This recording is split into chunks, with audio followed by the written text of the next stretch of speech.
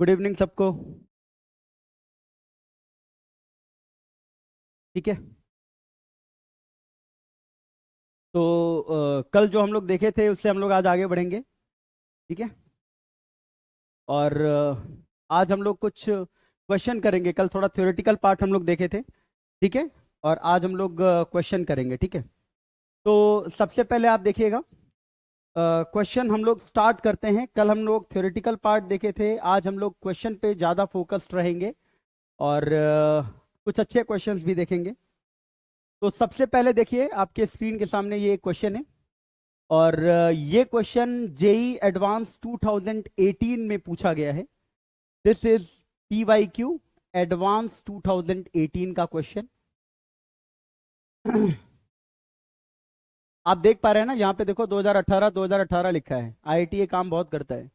जिस साल IIT paper देता है उस साल वो उस साल की चीजें लिख लेता है। ठीक है ना, आई बात समझ में? ठीक है, चलो भैया क्वेश्चन पढ़ते हैं जरा। Let X be set consisting of first 2018 terms of AP 1 6 11। ऐसे ही 2018 टर्म तक ये एपी का सीक्वेंस जा रहा है। और y भी एक सेट है which consist of 2018 terms of एक और एपी का सीक्वेंस दिया है 9 16 23। तो कह रहा है कि कितने एलिमेंट होंगे x यूनियन y में। x यूनियन y में टोटल कितने एलिमेंट्स होंगे, इस बात को पूछा जा रहा है। ठीक है। तो अब जरा देखो यहां पर, ये जो सीक्वेंस लिखा है ना 1 6 11, ठीक है, इसका कॉमन डिफरेंस कितना है? 5 का है। तो हर 5 के बाद टर्म आप आगे बढ़ाते जाओ, 16 21 26, ऐसे करके ये सीक्वेंस आगे जाता जाएगा। जो दूसरा वाला सीक्वेंस है वो क्या है? देखो कॉमन डिफरेंस 7 है उसका, तो 9 16 23, ठीक है ना। उसके बाद से 7 और ज्यादा 30, फिर 37, है ना। उसके बाद से 44, ऐसे जाकर के ये आगे जाता जाएगा। ठीक है। ऐसे क्वेश्चन में जिसमें कॉमन एपी के दो सीक्वेंस दिए रहते हैं और उससे रिलेट करके कॉमन नंबर ऑफ टर्म्स पूछता है, तो ऐसे क्वेश्चन में हमको क्या करना होता है कि सबसे पहले हमें यह पकड़ना होता है, यह कैच करना होता है कि दोनों के दोनों सीक्वेंस ऑफ एपी का पहला टर्म कॉमन कौन सा है। बहुत ध्यान से सुनना इस बात को। दोनों के दोनों एपी के सीक्वेंस का पहला टर्म कौन सा कॉमन है। तो दोनों के एपी के सीक्वेंस की अगर तुम बात करोगे ना, तो जो पहला टर्म तुमको कॉमन दिखेगा वो तुम देख पा रहे होगे 16 दिख रहा है। देखो 16 यहां पर भी और 16 यहां पर भी है, दोनों जगह 16 है। ठीक है। और अगर दोनों जगह यहां पे 16 है तो पहला जो टर्म हो गया जो कि कॉमन है वो कितना हो गया? 16 हो गया। अब जरा ध्यान से देखो कि ऐसा कौन सा दूसरा टर्म कौन सा होगा। दूसरा टर्म देखने के लिए इस वाले पहले वाले सीक्वेंस को क्या करोगे? थोड़ा सा आगे बढ़ाओगे। थोड़ा सा आगे बढ़ाओगे तो बताओ कितना आएगा? 31, फिर 36, फिर 41, फिर 46 आएगा। ठीक है। फिर 51 आएगा और 56 आएगा। ठीक है। और यहां पर कितना आ जाएगा? 51, 58, इस तरह से आगे चलता जाएगा। ठीक है। थोड़ा सा बुद्धि लगाना होगा यहां पर। जो पहले वाला सीक्वेंस है ना उसमें और दूसरे वाले सीक्वेंस में जो दूसरा तुमको कॉमन टर्म है वो तुम्हारा आ गया है। ध्यान से देखो, जो सेकेंड कॉमन टर्म है वो दोनों में क्या दिख रहा है? 51। थोड़ा सा एपी को तुमने बढ़ाया दोनों सीक्वेंस को, तो सेकेंड वाला कॉमन टर्म तुमको पता चल गया, वो कितना है? 51। या तो तुम थोड़ा सा एपी को बढ़ा करके, दोनों सीक्वेंस ऑफ एपी को बढ़ा करके आप कॉमन सीक्वेंस देखो कि कौन सा सेकंड कॉमन टर्म आ रहा है। या फिर एक बड़ा ही इंपॉर्टेंट सा ट्रिक इस्तेमाल करो कि जो पहला सीक्वेंस है एपी का उसमें जो कॉमन डिफरेंस है वो 5 का है, दूसरा जो सीक्वेंस है एपी का उसमें कॉमन डिफरेंस जो है वो 7 का है। तो जो इन दोनों टर्म्स से जो कॉमन टर्म बनेगा उसका जो कॉमन डिफरेंस होगा वो 7 और 5 का एलसीएम यानी कि 35 का होगा। यह आपको ध्यान में रखना है कि कॉमन डिफरेंस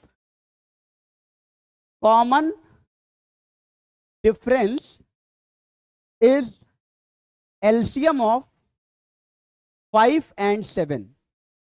ठीक है ना। पहले वाले एपी का कॉमन डिफरेंस और दूसरे वाले एपी का कॉमन डिफरेंस का एलसीएम ले लेंगे, वो आपका ओवरऑल जो दोनों एपी का जो कॉमन टर्म आएगा उसका कॉमन डिफरेंस होगा। इसका मतलब तुमको सेकंड टर्म निकालने की आवश्यकता ही नहीं है। पहला टर्म तुमने 16 निकाल दिया, सेकंड टर्म तुम लोग डायरेक्टली क्या लिख लोगे, 5 और 7 का एलसीएम, दैट इज 35।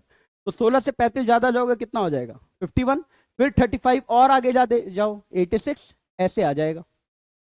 क्वेश्चन में कह रहा है कि तुमको क्या बताना है, एक्स यूनियन वाई बताना है। एक्स यूनियन वाई बताने का क्या मतलब है कि तुम्हें बताना होगा कि एक्स और वाई में टोटल कितने टर्म्स हैं। तो तुम बहुत आसानी से ये चीज समझ सकते हो कि जो पहला सीक्वेंस है उसमें जो कॉमन डिफरेंस है वो 5 का है, दूसरे सीक्वेंस में जो कॉमन डिफरेंस है वो 7 का है। तो ये वाला जो एपी है वो धीरे धीरे बढ़ेगा, ये वाला एपी उससे तेज बढ़ेगा। तो इन दोनों में जो कॉमन टर्म आएगा 2018 टर्म तक, जो कॉमन टर्म आएगा वो इसका होगा या इसका होगा, बोलो, पहले वाले का होगा या दूसरे वाले का होगा, पहले वाले का होगा। ठीक है, तो अब जरा देख लो कि इसका 2018 टर्म आएगा क्या। तो 2018 टर्म अगर तुमने फर्स्ट वाले एपी का निकालने की कोशिश की तो कितना आ जाएगा, जरा देखो, 1 a प्लस n माइनस 1 कितना हो गया, 2017 इंटू डी कितना हो गया, 5। ये कितना आ जा रहा है देख लो, 1086 आ गया। मतलब कि जो 2018वां टर्म होगा उसकी वैल्यू होगी 1086। इसका मतलब क्या होगा कि ये जो तुमको सीक्वेंस दिया होगा ना, 16, 55, 51, 86 और आगे जो टर्म चल रहे हैं, उसका जो लास्ट टर्म होगा, उसका जो nth टर्म होगा, कॉमन टर्म अगर निकालना है तो तुमको बताना होगा कि कौन सा टर्म होगा। तो उसका जो nth टर्म होगा इस सीक्वेंस का, वो क्या होना चाहिए, must be less than equals to 1086। और वो क्या हो जाएगा, जरा देखो तो, ये मैं निकाल रहा हूं कि टोटल कितने टर्म्स कॉमन होंगे, 16 प्लस n माइनस 1 इंटू 35 जो कि कॉमन डिफरेंस है, लेस देन इक्वल्स टू 1086। और यहां से अगर तुम कैलकुलेशन करोगे तो कितना आ जाएगा, जरा देखो तो, 16 जाकर के वहां माइनस हो जाएगा, कितना हो जाएगा, 1070। यानी n minus 1 multiply 35 should be less than equals to 1070। 5 में कैंसिल होगा, 5 में ये 7 टाइम्स कैंसिल हुआ, 5 में ये 214 टाइम्स कैंसिल होगा। तो आप देख पा रहे होगे कि n माइनस 1 जो है वो लेस देन इक्वल्स टू कितना आ गया है, 30 पॉइंट समथिंग। यानी n जो होगा वो कितना आ जाएगा, 31 पॉइंट समथिंग तक आएगा। इसका मतलब n की जो वैल्यू आएगी वो कितनी आ जाएगी, जो मैक्सिमम पॉसिबल वैल्यू वो कितनी आ जाएगी, 31 पॉइंट समथिंग होगी। इसका मतलब क्या हो गया कि ये 31 टर्म्स जो होंगे वो टोटल टर्म्स होंगे जो कि कितने होंगे, कॉमन होंगे। ठीक है, ओके। अच्छा, एक गड़बड़ी हो गई है शायद, हाँ, ये शायद 10,086 होगा। यस, यहाँ 10,086 होगा, इसको सही कर लेना एक बार, 10,086 हो जाएगा। ठीक है, कोई बात नहीं, 10,086 में से आपने 16 माइनस कर दिया, 10,070 आएगा। तो यहाँ 2014 आ जाएगा, तो यहां पर शायद आ जाएगा 2014/7। 2014/7 कितना होगा, 2014/7 हो जाएगा शायद 7 2 जा 14, 7 8 जा 56 और 54, 287 पॉइंट समथिंग होगा। यानी n जो होगा वो 288 पॉइंट समथिंग होगा। यानी जो कॉमन टर्म आएगा वो कितना लेंगे हम लोग, 288 लेंगे। जो मैक्सिमम कॉमन टर्म लेंगे वो कितना लेंगे, 288 लेंगे। आई बात समझ में, कितना लेंगे, 288। क्लियर है क्या, ओके। अगर 288 लेते हैं तो मुझे बताओ कि अब कह रहा है तुमको कि x यूनियन y में टोटल कितने टर्म्स होंगे। तो बताओ, x यूनियन y का अगर टोटल नंबर ऑफ टर्म पूछेगा तो number of total term in x union y will be given by number of total term in x। Formula लगा दो बेटा, number of total term in y minus number of total term in x intersection y। बताओ x में total term कितने हैं, दोनों में 2018 term है, और जो कॉमन टर्म है बेटा वो कितना है, अभी अभी निकाले हम लोग, देखो जरा, जो कॉमन टर्म है वो कितना निकला है, 288 निकला है। ठीक है, तो यहां पर हम लोग यूज कर लेंगे क्या, 288।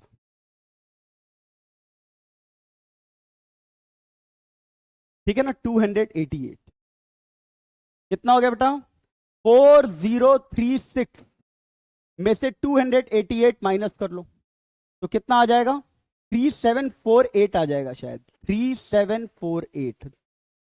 तो आंसर कितना आ जाएगा? 3748। आई बात समझ में क्या? बोलो बोलो बोलो भाई, आई बात समझ में? बोलो। ठीक है, आगे बात करें। ठीक है, आगे जरा एक और क्वेश्चन देखते हैं इसी से रिलेटेड। इसमें बस आपको एक चीज ध्यान रखना है बेटा, कि इस तरह के किसी भी क्वेश्चन को ध्यान रखना है कि आपको दोनों के दोनों जो कॉमन टर्म्स है ना एपी के, उसमें आपको क्या करना है कि जो पहले का जो कॉमन डिफरेंस होगा एपी का और जो दूसरे एपी का कॉमन डिफरेंस होगा, तो उन दोनों से जो कॉमन टर्म बन रहा होगा उसका कॉमन डिफरेंस पहले एपी के कॉमन डिफरेंस और दूसरे एपी के कॉमन डिफरेंस का एलसीएम होगा। वो एलसीएम आपको ध्यान रखना है, पहला टर्म कॉमन ले लेना है, वो एलसीएम वो आपको ध्यान रखना है, उससे आप पूरा का पूरा एपी का सीक्वेंस बना लेंगे। ठीक है, इसी से रिलेटेड देखो आईआईटी ने एक और बार क्वेश्चन पूछा, उसको हम लोग थोड़ा सा देखते हैं। Okay,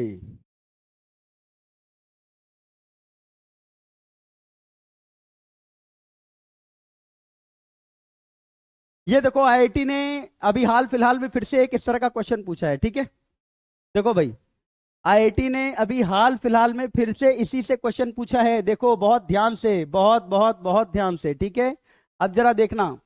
late AP A D denote the set of all the terms of an infinite arithmetic progression with first term A and common difference D. मतलब एक एपी को ए और डी से डिनोट किया जाता है, जिसमें ए कहता है पहला टर्म है और डी कहता है कि कॉमन डिफरेंस है, और ये इनफाइनाइट टर्म्स यहां पर लिखा हुआ है। ठीक है, अब जरा देखना क्या कह रहा है। If AP 1,3 intersection AP 2,5 intersection AP 3,7 equals to AP A comma D. तो जरा देखना, पहला जो एपी 1,3 है ना, उसका अगर तुम सीक्वेंस लिखना चाहो तो कैसा हो पाएगा, जरा देखना। तो पहला टर्म 1 है और कॉमन डिफरेंस 3 है, तो एपी क्या लिखोगे? बोलो। 1, 4, 7, 10, 13, ऐसा करके एपी लिख लोगे। दूसरे वाले टर्म का क्या आ जाएगा, जरा देखो। दूसरा वाला जो टर्म है एपी का, उसमें पहला टर्म 2 है और कॉमन डिफरेंस 5 है, तो एपी का टर्म क्या लिखोगे बेटा? 2, 7, 12, 17, 22, ऐसा कुछ लिख लोगे। और तीसरा वाला अगर तुम ध्यान से देखो तो तीसरे में एपी का पहला टर्म 3 है और कॉमन डिफरेंस 7 है, यानी 3, 10, 17, 24, 31, ऐसा करके आ जाएगा। अब ये थोड़ा सा ना इंपॉर्टेंट क्वेश्चन है। इसमें होगा क्या कि अब हम इसको बहुत आराम से देख सकते हैं कि ये जो तीनों सीक्वेंस लिखा हुआ है, इस तीनों सीक्वेंस में तुम्हें सबसे पहले पता करना होगा कि पहला टर्म क्या है। सारा खेल पहले टर्म का है। अगर तुम पहला टर्म निकाल लिए तो तुम्हारा कहानी खत्म हो जाएगा बहुत आसानी से। क्यों? क्योंकि अगर पहला टर्म आ गया तो कॉमन डिफरेंस तो बहुत आसान काम है। कॉमन डिफरेंस के लिए तुमको इसका कॉमन डिफरेंस पता है कितना है? 3। इसका कॉमन डिफरेंस पता है कितना है? 5। थर्ड वाले एपी का कॉमन डिफरेंस पता है कितना है? 7 है। इन तीनों के तीनों एपी का तुमको क्या लेना है? कॉमन टर्म लेना है। इन तीनों एपी से जो कॉमन टर्म बन रहा है, तो तुमको जो ओवरऑल कॉमन टर्म का जो कॉमन डिफरेंस आएगा वो 3, 5, 7 के एलसीएम के बराबर होगा। 3, 5, 7 का एलसीएम कितना होता है? 105। 7 इंटू 5 इंटू 3। आई बात समझ में? अब जरा देखना। तो पहला टर्म अगर तुम देखना चाहते हो तो ध्यान से देखो। पहला टर्म देखने के लिए तुम देखो 31 तक तो कोई पहला टर्म नहीं निकला। इसको थोड़ा सा आगे और प्रोसीड कर लो, या तो आगे थोड़ा प्रोसीड कर लो। कितना आ जाएगा? 38, 45, 52, 59। ठीक है, और इसको थोड़ा सा आगे प्रोसीड कर लो। देखो 52, 59 लिख दिए। इसको अगर आगे प्रोसीड करोगे तो कितना आ जाएगा? देखो 27, 32, 37, 42, 47, 52। 52 और 52 देखो, इन दोनों में पहला कॉमन टर्म 52 और 52 आ रहा है। क्या इसमें 52 आएगा? क्या 100% आएगा। आपको आगे जाकर के बढ़ना नहीं है, क्योंकि ये एपी ध्यान से देखो 3n+1 को फॉलो करता है। किसको फॉलो करता है? 3n+1 रूल को फॉलो करता है। कैसे पता चला? ये 3 के मल्टीपल से एक ज्यादा लिखा है। हर टर्म जरा ध्यान से देखो, हर टर्म ध्यान से देखो, 3 के मल्टीपल से एक ज्यादा लिखा है। यानी ये फॉलो करता है 3n+1 को, और 3n+1 को 52 भी फॉलो करता है, क्योंकि 3n+1 के फॉर्म में ही 52 भी लिखा है। 3 × 17+1, 3 × 17+1, समझ में बात आई क्या? 3 × 17+1। अब जरा देखना यहां से तुमको पता चल गया कि आपके पास जो पहला टर्म है वो आ गया common term of these 3 AP, common terms of these 3 AP is 52, ठीक है ना? पहला टर्म कितना आ गया? 52। और अगर इसका कॉमन डिफरेंस निकालना होगा तो मैंने पहले ही बोला कि जो कॉमन डिफरेंस होगा, कॉमन डिफरेंस होगा, वो कॉमन डिफरेंस क्या होगा बोलो? LCM ऑफ 3, 5 एंड 7, तीनों के तीनों कॉमन डिफरेंस का एलसीएम ले लो, तो 3, 5, 7 का एलसीएम कितना मिलेगा? 105। तो कॉमन डिफरेंस कितना आ गया? 105। तो पहला टर्म 52 है और कॉमन डिफरेंस कितना है? 105। तो इससे 105 आगे कर लोगे, कितना हो जाएगा? 157। इसी तरह चलेगा। लेकिन जो मेरे क्वेश्चन का रिक्वायरमेंट है वो सिर्फ इतना है कि जो कॉमन टर्म आएगा उसका पहला टर्म और कॉमन डिफरेंस का सम कितना होगा। तो कॉमन टर्म कितना आ रहा है बोलो? जो पहला कॉमन टर्म आ रहा है वो कितना आ रहा है? 52 आ रहा है। और जो कॉमन डिफरेंस आ रहा है वो कितना आ रहा है? 105, ठीक है ना? 105। तो इन दोनों का सम पूछा था, कितना हो जाएगा? 157। आई होप तुमको समझ में आ गया होगा। बोलो भाई, बोलिए बोलिए बोलिए। क्लियर हो गया बेटा? यस यस, एकदम सही बोल रहे हैं तनीश गोयल, अपनी कक्षा, सही बात है। ठीक है, आगे सवाल करें बेटा? ठीक है, आगे क्वेश्चन करते हैं, देखना जरा। चलो भाई, एक और बढ़िया सा क्वेश्चन करते हैं, यहां देखना जरा। एक अच्छा सा क्वेश्चन करते हैं, यहां देखो। हाँ हाँ, आएंगे ओलंपियाड वाले पे भी, ठीक है, थोड़ा सा टाइम दो। ठीक है, क्वेश्चन देखो जरा क्या कह रहा है। Given A1, A2, AN are in AP, ठीक है ना? एंड 1/A1 AN, बड़ा ही अच्छा क्वेश्चन है और कॉन्सेप्ट से रिलेटेड क्वेश्चन है, तो जरा ध्यान से देखना। ठीक है, 1/A1 AN plus 1/A2 AN-1 plus 1/A3 AN-2 होता आगे, और प्लस 1/AN A1 है, बराबर lambda upon A1 plus AN है, और 1/A1 plus 1/A2 dot dot dot 1/AN है।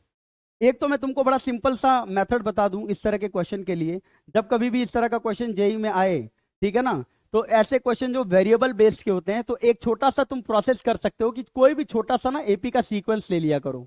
1 2 3 4 मान लो, सबसे सिंपलेस्ट फॉर्म का एपी का सीक्वेंस ले लो, ठीक है ना? 3 4 टर्म कोई भी मान लो, ताकि एपी फुलफिल्ड रहे। और 1 2 3 4 मान लो, A1 को 1 मान लो, A2 को 2 मान लो, A3 को 3, A4 को 4। कब करना है ये काम? कब करना है? कब करना है? तब करना है जब वेरिएबल बेस्ड सवाल हो। ठीक है ना? तुमने 1 2 3 4 मान लिया, यहां पर 1 रख दो, यहां पर AN को 4 माने हो तो 4 रख दो, A2 इंटू A3 हो जाएगा, फिर A3 इंटू A2, और फिर A4 इंटू A1। ठीक है, वो पुट करके यहां पर आंसर ला सकते हो। ठीक है, लेकिन हमारा जो मेन मुद्दा है वो है कॉन्सेप्ट समझने का। ठीक है ना?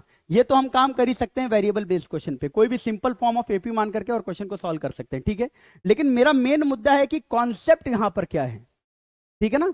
तो यहां पर अगर मैं कॉन्सेप्ट की बात करूंगा तो जरा देखिएगा, ऐसे क्वेश्चन में तुम एक सिंपल सा काम करो, ये जो A1 प्लस AN दिख रहा है ना बेटा, इसको ऊपर जाकर के मल्टीप्लाई कर लो। बहुत ध्यान से सुनना, पूरी नजर यहां पर रखना बेटा। A1 प्लस AN से इसको जाकर के मल्टीप्लाई कर दो, और फिर ये हो गया, देखो जरा ध्यान से, 1/A1 AN plus 1/A2 AN-1, अगला आएगा 1/A3 AN-2। सेकेंड लास्ट लिख लेते हैं ताकि थोड़ा सा अच्छे से फीलिंग आए कि हम लिखना क्या चाह रहे हैं एक्चुअली में। 1/AN-1 इंटू A2, और लास्ट वाला होगा 1/AN इंटू A1। ये हो जाएगा, और ये बराबर हो गया लैम्डा इंटू 1/A1 से लेकर के 1/AN an तक का सम। बोलो समझ में आया कि नहीं भाई? ये वाला पार्ट समझ में आया? ठीक है, बोलो बोलो बोलो भाई। तो अब इसको आप कैसे करेंगे जरा देखिए। यहां पर तुम क्या करो, अब जरा देखो, थोड़ा सा यहां पर बुद्धि लगाना है, हल्की सी बुद्धि लगाओ। यहां नीचे a1 an है ना, और a1 प्लस an मल्टीप्लाई हो रहा है, तो a1 प्लस an लिख दो डिवाइडेड बाई a1 an लिख दो। ठीक है, इसके नीचे क्या है जरा देखो, a2 an माइनस 1 है। और तुमने एपी में एक प्रॉपर्टी पढ़ी है यार, कि पहला टर्म और आखिरी टर्म का सम दूसरा और सेकंड लास्ट टर्म के सम के बराबर होता है, थर्ड और थर्ड लास्ट सम का भी वैल्यू बराबर होता है।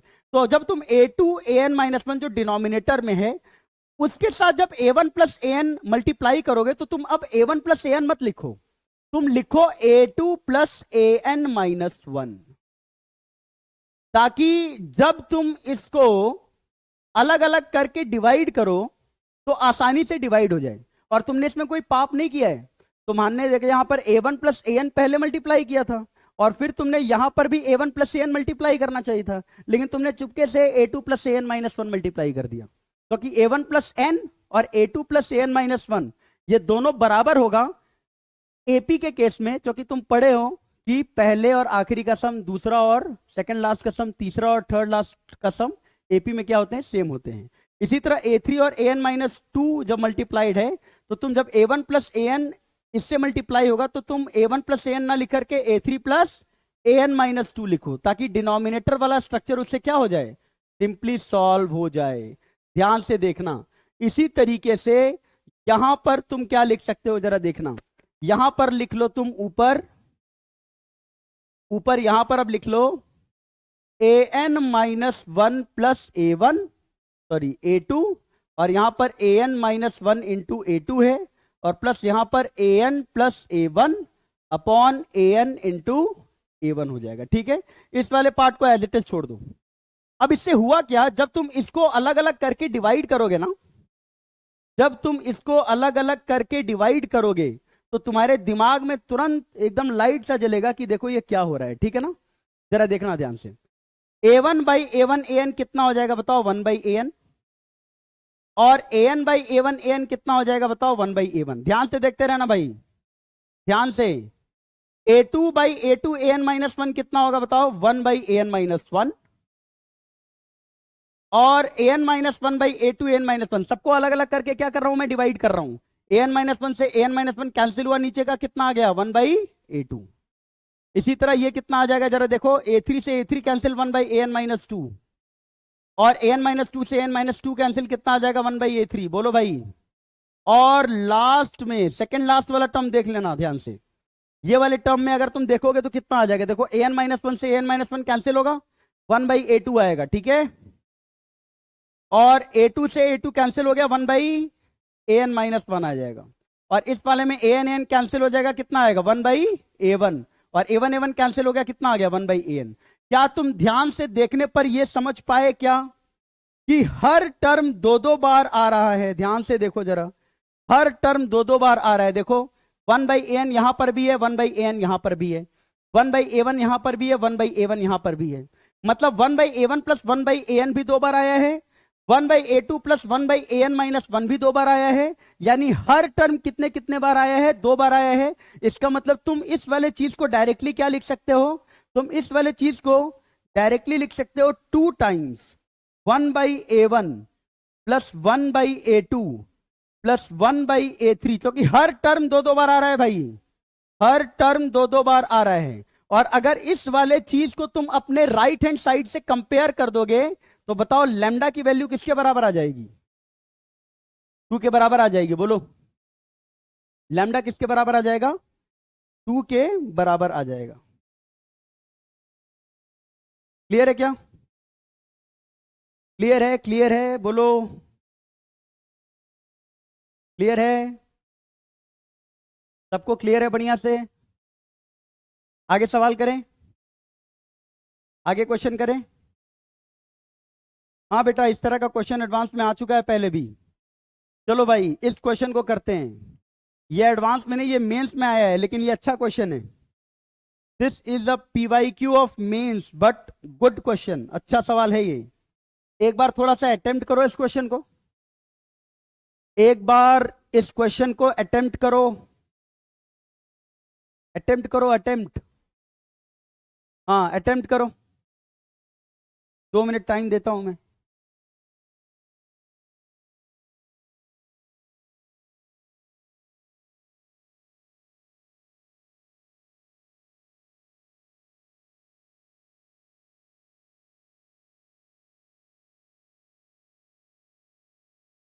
अटेम्प्ट करिए इसको।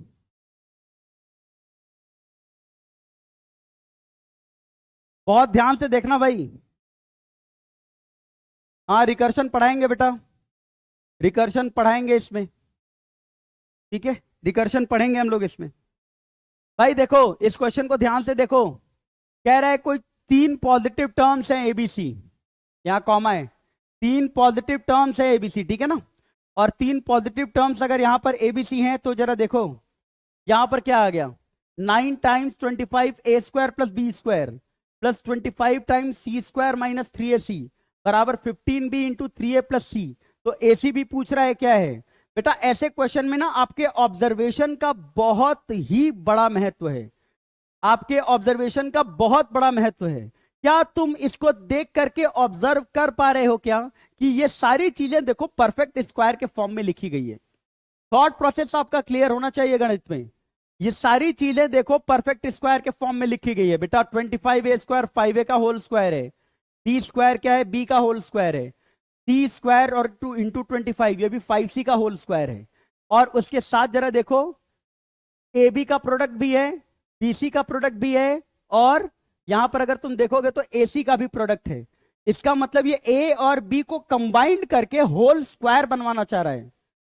जरा सोचो, ये क्वेश्चन ए और बी के whole square, very good Tanesh, A और बी के होल स्क्वायर को कंबाइन करके बनाना चाह रहा है। आई बात समझ में क्या, पक्की बात है।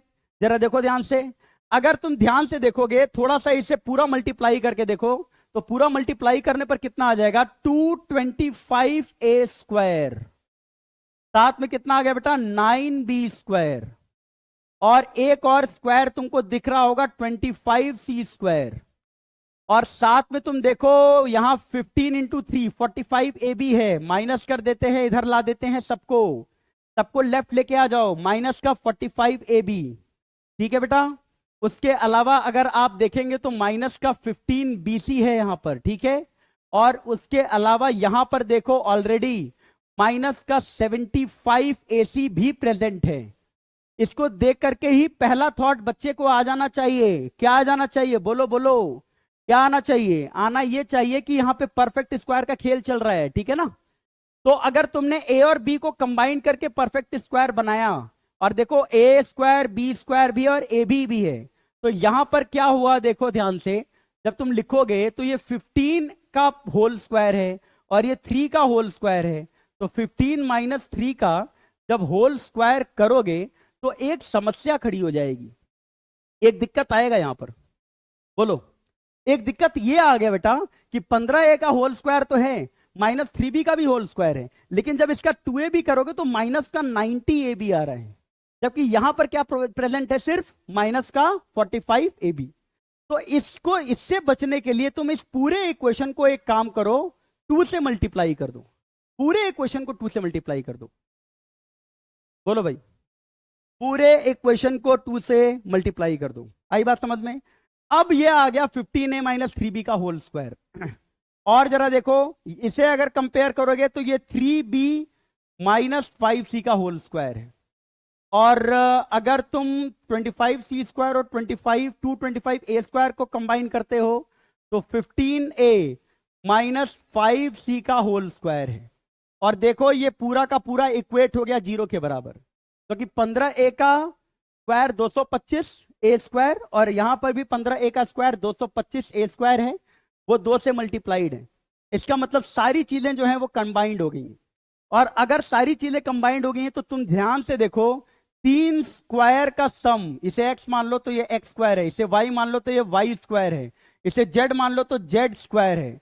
3 स्क्वायर का सम किसके बराबर है, जीरो के बराबर है, और तीन स्क्वायर का सम अगर जीरो के बराबर होगा, यानी एक्स वाई जेड ये तीनों जो हैं वो क्या हो जाएंगे, बोलो जीरो के बराबर।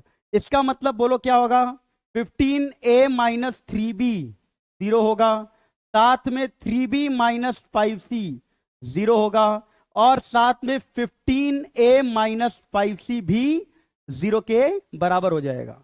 यहां से तुम देख पा रहे हो क्या कि b की वैल्यू कितनी आ गई, 5a आ गया, और यहां पर भी 3b की वैल्यू किसके बराबर है, 5c के बराबर है, और यहां पर 15a की वैल्यू किसके बराबर है, 5c।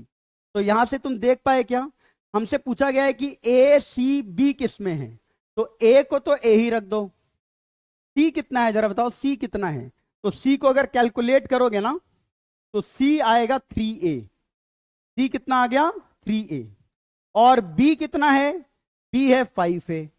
तो बताओ ये है a, ये है c, ये है b, तो a तो a है, c 3a है, b 5a है, तो बताओ a 3a 5a किस में होगा, कंफर्म AP में होगा क्या, बोलो भाई, बोलो बोलो बोलो बोलो, AP में होगा, क्लियर हो गया, ठीक है। चलो आगे जरा देखते हैं कुछ और अच्छे क्वेश्चंस। ओके देखो इस क्वेश्चन को देखते हैं। देखो क्वेश्चन करने का जो तरीका है वो बेटा बहुत इंपॉर्टेंट होता है, आप किसी क्वेश्चन को किस तरह से सोचते हो, ठीक है। यहां पर जरा देखो, यहां देखना भाई, ठीक है। अब जरा देख लो, number of terms in AP is even, important question. चलो ठीक है, ये क्वेश्चन करो तुम, 2 मिनट का टाइम देता हूं। इस क्वेश्चन को जरा सोचो, 2 मिनट का टाइम है आपके पास। Number of terms in AP is even, sum of odd term is 24, sum of even term is 30, last term exceed the first term by 10.5, find number of term, find number of term, कितने terms होंगे ये तुमको पता करना है। तो जरा देखो तो इसको, बोलो बोलो भाई, अटेम्प्ट करो इसको।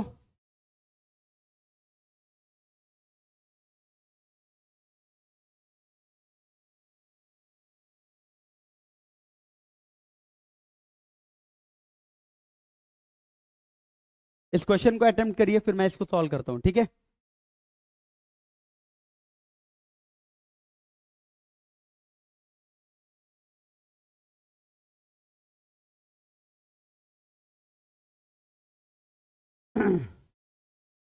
भाई नंबर ऑफ टर्म्स क्या है बताओ, एपी में इवन है ना। इस क्वेश्चन को आप ऐसे समझ सकते हो कि एपी के टर्म को तुम 2n मान सकते हो, जैसा आप कह रहे हैं ना, जैसा आप लोग कह रहे हैं, तो आप एपी के टर्म को क्या मान सकते हो, 2n मान सकते हो, ठीक है ना। तो अगर एपी के टर्म को अगर तुमने 2n मान लिया है तो आप उससे भी इस क्वेश्चन को कर सकते हैं, ठीक है। और अगर इवन टर्म लेते हो और ऑड टर्म लेते हो, तो अगर इवन टर्म का एपी बनाओगे तो फिर अगर तुम नॉर्मल टर्म का कॉमन डिफरेंस डी लिए हो, तो इवन टर्म्स अगर लोगे तो उनका कॉमन डिफरेंस 2d लोगे, ऑड टर्म लोगे तो उनका भी कॉमन डिफरेंस कितना लेना पड़ेगा, 2d लेना पड़ेगा, ठीक है। तो अब आपको करना क्या होगा एक्चुअल में, एक जरा देखो इंपॉर्टेंट सा मेथड देखते हैं, ठीक है।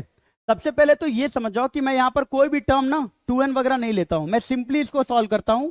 मैं लेता हूं कि टर्म यहां पर n ही है, और n जो है वो इवन इंटीजर है, टर्म n है लेकिन ये n जो है वो एक इवन इंटीजर है। आई बात समझ में, n खुद ही क्या है, इवन इंटीजर है। अब जरा देखो, ये कह रहे हैं कि लास्ट वाला ये लाइन पढ़ो, last term exceed the first term by 10.5। तो लास्ट टर्म क्या है बोलो, लास्ट टर्म क्या होगा, a plus n minus 1d, बहुत ध्यान से देना। और फर्स्ट टर्म क्या होगा, a, पहला टर्म a होगा एपी का, इसका जो डिफरेंस है वो 10.5 है, दैट इज 21/2। तो यहां से देखो तुमको एक इक्वेशन मिल गया, क्या इक्वेशन मिला तुमको, एक इक्वेशन मिल गया बेटा कि n माइनस 1 इंटू डी की जो वैल्यू है वो 21/2 है। इसको घेरा लगा दो क्योंकि ये हमारे काम का इक्वेशन आया है भाई, बोलो ठीक है। n माइनस 1 इंटू डी किसके बराबर है, 21/2 के बराबर है, ठीक है। अब जरा देखो, कह रहा है कि इवन टर्म है, सम ऑफ ऑड टर्म 24 है, सम ऑफ इवन टर्म 30 है। तो देखो यहां पर एक बड़ा इंपॉर्टेंट ट्रिक देखो, मैं इस क्वेश्चन को, जब भी एपी का क्वेश्चन आता है ना, तो कॉमन डिफरेंस से सोचना एक बहुत इंपॉर्टेंट टास्क होता है। तो अगर कॉमन डिफरेंस से इससे सोचोगे तो जरा देखो, मैं एक काम करने वाला हूं, देखो a2 माइनस a1 क्या होता है, d होता है। a4 माइनस a3 क्या होता है, d होता है। a6 माइनस a5 क्या होगा, d होगा। और ऐसे ही जाते जाते an माइनस 1 यह भी क्या होगा, d होगा। अब इन सबको तुम ऐड कर दो। अगर इन सबको ऐड करोगे तो देखो यहां पर इवन टर्म का सम आ गया क्या। ध्यान से देखो, बहुत इंपॉर्टेंट मेथड है ये, किताबों में मिलेगा नहीं, ध्यान से देखो। a2 a4 a6 an इन सबका तुमने सम ले लिया, ठीक है। और यहां पर a1 a3 a5 इनका भी तुमने सम ले लिया। ये आ गया ऑड टर्म का सम और ये आ गया इवन टर्म का सम। और अगर तुमने इनको ऐड किया है तो जरा बताओ डी कितनी बार ऐड हुआ है, डी कितनी बार ऐड हुआ है, बोलो। डी ऐड हो रहा है कितनी बार, देखो a2 तो पहली बार डी, a4 तो दूसरी बार डी, a6 तो 3 बार डी, तो an तो n/2 टाइम्स डी।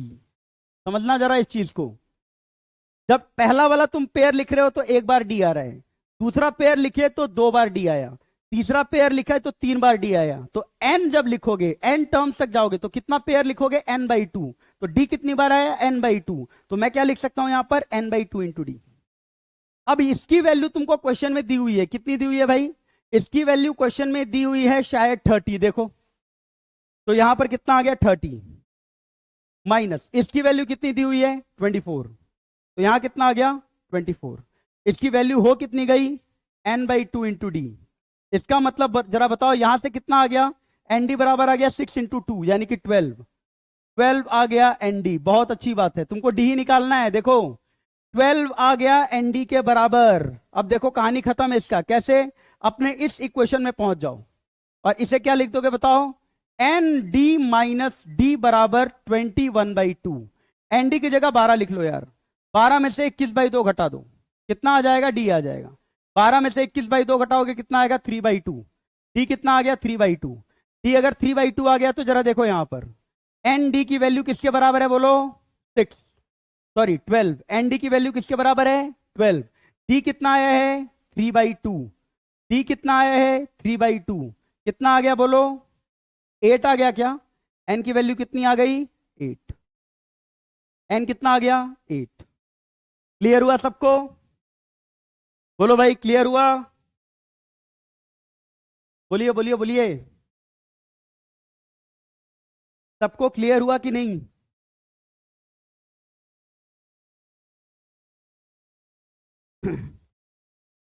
हो गया क्लियर, बोलो भाई, ठीक है। आगे क्वेश्चन करें, आगे करते हैं, ठीक है। चलिए देखिएगा नेक्स्ट क्वेश्चन, नेक्स्ट क्वेश्चन देखते हैं। नेक्स्ट क्वेश्चन, ये क्वेश्चन, ये देखो इंपॉर्टेंट सवाल है ये भी। इस क्वेश्चन को जरा देखो भाई, let A R be the R term of an AP. A R क्या है, आर्थ टर्म है एपी का। अगर ए आर आर्थ टर्म है एपी का तो तुमको बताना है, जरा देखना जरा, A11 कितना है, 45 है। Then the common difference that would make the value of A2 A6 A11 least is equals to. आई बात समझ में, बड़ा ही सिंपल सा क्वेश्चन दिख रहा है अभी। हालांकि ये क्वेश्चन अगर तुम ठीक ढंग से नहीं सोचोगे तो ये क्वेश्चन तुमको ऐसा लगेगा कि this question is a mixed problem of application of derivative and progression, आपको ऐसा लगेगा। लेकिन अगर आप इसे ढंग से सोचेंगे तो ये क्वेश्चन इतना टफ नहीं है। जरा देखो, कह रहा है कि ए आर क्या है, आर टर्म है एपी का, A11 45 है, तो common difference that would make the value A2 into A6 into A11 least. इसका मतलब A11 तुमको 45 दिया है, ध्यान से देखना, A11 कितना दिया है, 45 दिया है। A11 45 दिया है यानी कि A प्लस 10D कितना दिया है, 45। एपी का 11 टर्म अगर 45 है तो एपी के 11 टर्म को क्या लिखोगे, A प्लस 10D लिखोगे। तो A प्लस 10D की वैल्यू किसके बराबर हो गई बताओ, 45। बहुत अच्छी बात है। तुमको तो A2 A6 और A11 चाहिए, तो A2 क्या लिखोगे बताओ? A2 को क्या लिखोगे? A2 को तुम लिखोगे A प्लस डी। क्या लिखोगे? A plus D. तो जरा बताओ, A की जगह क्या लिख लोगे? A की जगह लिख लो 45 माइनस 10D, तो यहां पर कितना आ जाएगा? 45 माइनस 10D। A की जगह 45 माइनस 10D, और एक D पहले से था, तो ये कितना हो गया? 45 माइनस 9D। सबको D के टर्म्स में लिख लो बेटा। A6 कितना है बोलो? A plus 5D। कितना हो जाएगा A की जगह? बताओ A की जगह कितना? 45 माइनस 10D। 45 माइनस 10D यहां लिख दोगे। 45 माइनस 10D प्लस 5D कितना हुआ? 45 माइनस 5D। क्लियर है क्या? 45 माइनस 5D। अब मैंने हर चीज को क्या किया है? डी के फॉर्म में लिख दिया है, क्योंकि मेरे को तो रिलेशन डी के ही स्ट्रक्चर में बताना था। अब जरा बताओ, A2 A6 A11 की अगर तुम बात करोगे, A2 A6 A11, तो ये कितना आ जाएगा? जरा देखो, A2 कितना आया है? 45 माइनस 9D। ठीक है। A6 कितना आया है? 45 माइनस 5D। और A11 कितना आया है? 45। वो पहले से ही क्वेश्चन में दिया हुआ है। अब ये जो A2 A6 A11 आया, ये स्ट्रक्चर, इसी को तुमको क्या करना है? मिनिमाइज करना है। तो क्या तुमको आराम से दिख पा रहा है कि 45 ये वाला तो कॉमन है? अगर इस वाले पार्ट को तुम मल्टीप्लाई करो तो कितना आ जाएगा? जरा देखो, 45 का होल स्क्वायर। समझ में आया? 45 इंटू 45, 45 का होल स्क्वायर। 45 इंटू 5D और 45 इंटू 9D, यानी माइनस के 45 के साथ 9D प्लस 5D, यानी कि 14D। आई होप तुमको क्लियर हो गया होगा। 45 into 5D, 45 into 9D, 45 into 14D। और एक चीज आ गया, और minus 9D into minus 5D कितना आ जाएगा? 45D square. ये आ गया है A2 A6 A11, और इसी को तुमको क्या करना है? मिनिमाइज करना है। क्या तुम इस ब्रैकेट में 45 कॉमन देख पा रहे हो? बोलो भैया, क्या तुम इस ब्रैकेट में 45 कॉमन देख पा रहे हो? 100% देख पा रहे होगे। 45 कॉमन ले लो, ओवरऑल क्या हो जाएगा? 45 का स्क्वायर आ जाएगा। 45 कॉमन ले लिए बेटा, कितना आ जाएगा? जरा देखो तो, डी स्क्वायर। 45 यहां से कॉमन ले लिए, डी स्क्वायर आ गया। ये कितना आ गया? माइनस का 14D। और यहां पर कितना आ गया बोलो? प्लस का 14। अब जरा बताओ, बहुत आसान सा क्वेश्चन बेटा, A2 A6 A11 का लीस्ट वैल्यू कब आएगा? जब ये वाला क्वाड्रेटिक सबसे मिनिमम होगा, और क्वाड्रेटिक की मिनिमम वैल्यू होती है किस पर? डी का कोफिशिएंट देखो, डी स्क्वायर का कोफिशिएंट पॉजिटिव है, तो इसकी मिनिमम वैल्यू होगी। मिनिमम वैल्यू होगी, क्या होगी? मिनिमम वैल्यू होगी at D equals to minus B by 2a। Minus B हो गया 14, 2a हो गया 2, यानी मिनिमम होगा जब डी की वैल्यू कितनी होगी बोलो? 7। तो क्वेश्चन में कह रहा है कि then the common difference that would make the value least is equals to 7। समझ में बात आई क्या आप लोग को? बोलिए बोलिए बोलिए। Yes, D7। ठीक है बेटा, अगर आपने इस तरह से इसको नहीं मानोगे ना, और तुम जनरल टर्म लेकर के चलोगे, तो ये क्वेश्चन बहुत कैलकुलेटिव हो जाएगा, और उसी कैलकुलेशन से तुमको क्या करना है? बचना है। जेई में मैथमेटिक्स को अच्छा करने का एक तरीका है कि आप जितने क्वेश्चंस करेंगे ना, उससे आपका थॉट प्रोसेस जो है वो बेटर होगा। थॉट प्रोसेस बेटर होगा, इसका क्या मतलब हुआ? कि आपके सोचने की क्षमता बहुत अच्छी होगी। क्वेश्चन करने के आपको 1000 तरीके, इनिशिएट करने के लिए बहुत आसान तरीके तुमको मिल जाएंगे क्वेश्चन को, कि क्वेश्चन को तुम इनिशिएट तो कर लोगे। लेकिन जो तुम्हारे पास 8-10 तरीका है, ठीक है, हाँ कर सकते हैं बेटा, बिल्कुल कर सकते हैं, कर लो ना यहीं से डिफरेंशिएशन। कर लो डिफरेंशिएशन, कितना हो जाएगा? 2D minus 14। तो डिफरेंशिएशन कितना हो गया बेटा? 2D माइनस 14 बराबर 0, D बराबर 7 हो जाएगा, ठीक है ना? बट ये जो अप्रोच है, ये थोड़ा इंपॉर्टेंट अप्रोच है। क्वेश्चन को सोचने का जो नजरिया है वो आपका बेटर करेगा, ठीक है? तो वही मैं बता रहा था कि जेई में क्वेश्चन करने का आपका जो नजरिया है वो बहुत अच्छा होना चाहिए, और वो ऐसा नहीं है कि आपके 1 दिन या 2 दिन से आएगा। अगर आप कोई अच्छी किताब लगाते हो, अच्छा मॉड्यूल लगाते हो, ठीक है ना, तो आप ऐसा समझ सकते हो कि आपका जो थॉट प्रोसेस है वो अपने आप बेटर होते जाएगा, काफी बेटर होते जाएगा। आई बात समझ में? ठीक है, ठीक है। हाँ मैंने कराऊंगा, इंटरेक्शन आज होने वाला था, but due to technical glitch वो नहीं हो पाया। तो वो आपको समझ में आ जाएगा, वो कल शायद इंटरेक्शन होगा, काफ़ी बच्चों से इंटरेक्शन होगा, है ना? 100% टाइलर से भी मैं आपका इंटरेक्शन कराऊंगा, ठीक है ना? ऑल इंडिया गर्ल्स टॉपर से भी आपका इंटरेक्शन कराऊंगा, ठीक है? और वो सारे मेरे 2 ईयर्स के स्टूडेंट हैं, बहुत सारे बच्चे 99.9897 परसेंटाइल वाले हैं, तो उनसे आपको समझ में आएगा कि किस तरह से क्वेश्चन कराया जाता है, किस तरह से मैं क्वेश्चन कराता हूँ, वो कौन कौन से मेरे मेथड्स को अडॉप्ट करते हैं ताकि उनका रैंक बेटर आए। ठीक है ना, चलो आइए जरा देखिए आगे और भी चीजों को देखते हैं। ठीक है, एक और अच्छा सा सवाल लेते हैं हम लोग, ये रहा, देखो ये बड़ा अच्छा क्वेश्चन है, very good problem, JEE advance या जेईई एडवांस से ऊपर टाइप का प्रॉब्लम है, वेरी गुड प्रॉब्लम।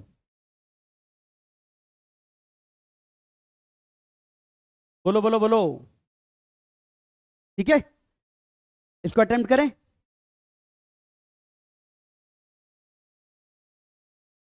अटेम्प्ट करते हैं ना,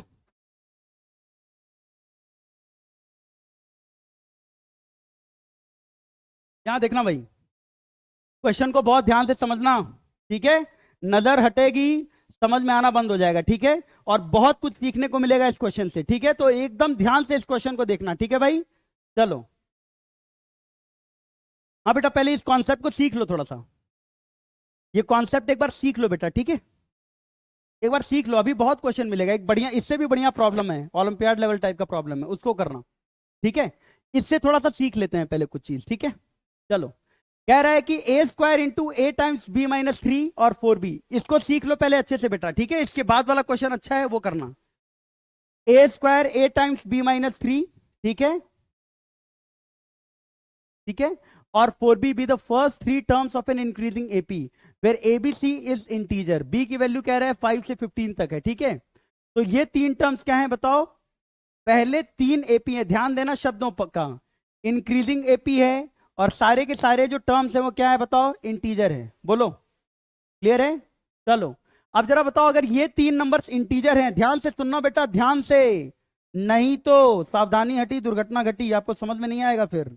ये 3 नंबर अगर एपी में है तो एक बात बताओ, बीच वाले का दोगुना, बीच वाले टर्म का दोगुना एपी में पहले और आखिरी के सम के बराबर होता है, पहले और आखिरी के सम के बराबर होता है, यानी 2a टाइम्स b माइनस 3 की जो वैल्यू है वो ए स्क्वायर प्लस 4b के बराबर हो जाएगा। ठीक है, अब जरा ध्यान से देखो बेटा, ये आ गया 2ab माइनस 6a बराबर ए स्क्वायर प्लस 4b।